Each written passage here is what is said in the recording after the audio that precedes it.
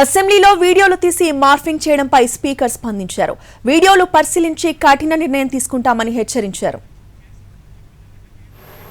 assembly ప్రాంగణంలో కానీ assembly హాల్లో కానీ వీడియోస్ మార్పింగ్ చేసి ప్రసారాలు చేయడంపై చాలా సీరియస్గా ఎగ్జామిన్ చేసి తగిన